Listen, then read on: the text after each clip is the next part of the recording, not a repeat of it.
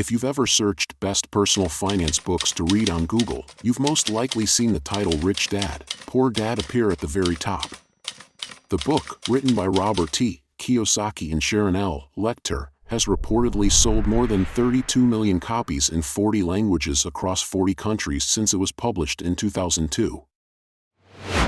In every one of us is a poor person. There's still a poor person inside me. There's also a middle-class person, and the middle-class persons want security. They want that steady paycheck. And then there's a rich person. And they're all inside of us, except that it's not taught. You're taught to go to school, get a job, and get a paycheck. You're not taught how to get rich.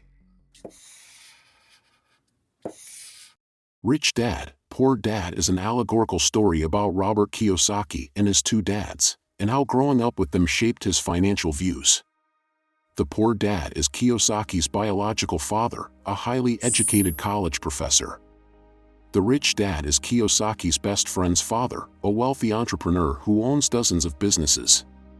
Both dads offer conflicting advice on money. Poor dad mentality. Poor dad believes that one should work for money as a single salaried employee at a stable job, and that a person's wealth largely depends on their family background. He believes that the most important things you can do to financially survive or accumulate wealth is to read and learn from successful people. Many people think this mentality can trap a person into working a job they don't love, but is willing to stick with because they have to pay the bills. Rich dad mentality. Rich Dad advises Kiyosaki to get a job so he can learn the skills required to be an entrepreneur. Wealth comes from experience-based learning and multiple income streams.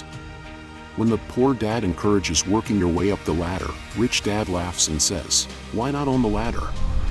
While the advice in Rich Dad, Poor Dad, and from Kiyosaki himself, has garnered some controversial attention, the book does offer a handful of power lessons that can be useful to anyone looking to broaden their views on money.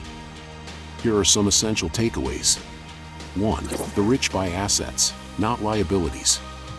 An asset is anything that puts money into your pocket, like a bond or house, that you purchase and then rent out to other people. A liability is anything that costs money because it loses value over time, like an expensive car or television set. It's important to be able to distinguish the two. The rich buy assets. The poor only have expenses. The middle class buy liabilities they think are assets, writes Kiyosaki. 2. Financial literacy can only be learned through experience. The well-educated poor dad says, studying hard and getting good grades is the only way to secure a good job at a big company with excellent benefits. But the rich dad says that the most important goal is to learn how money works so you can make it work for you. To be financially smart, Kiyosaki says you must master accounting, investing, markets, and the law. The more you broaden your skills, the more successful you'll be. 3. Learn to sell. In the book, a woman with a master's degree in English literature asks Kiyosaki how she can become a best-selling author. He tells her to enroll in a sales training course. Shocked by his answer, she says, "You aren't serious, are you?"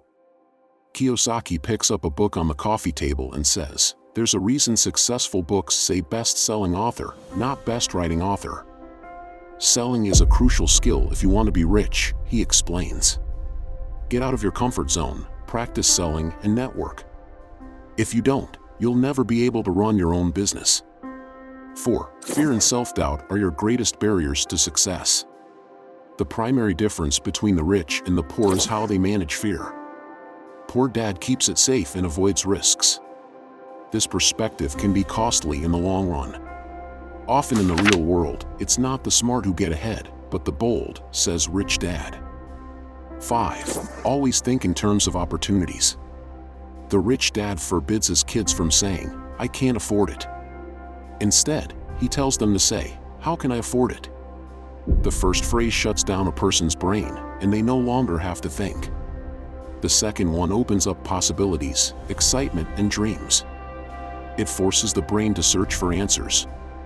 Kiyosaki learns that the primary reason the majority of the poor and middle class are fiscally conservative, which means, "I can't afford to take risks," is that they have no financial foundation. We must continue to work harder, to struggle more, to research more on the way to success and wealth. I'm helping you on your way to wealth and success. Don't forget to subscribe to my channel.